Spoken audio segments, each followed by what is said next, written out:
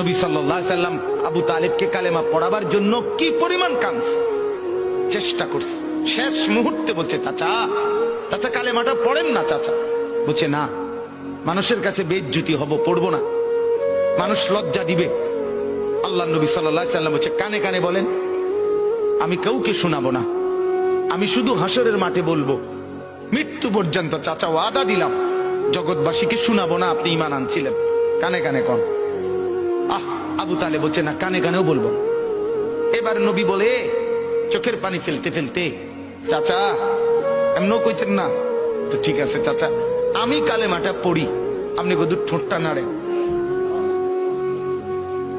আপনি শুধু ঠোঁটটা নাড়বেন, আমি হাসরের দিন বলবো, মাওলা আমার চাচা কালেমা পড়ছিল এজন্য ঠোঁট নাড়ছে, এর সুযোগ দেন। চাচা বলছে না না, আমি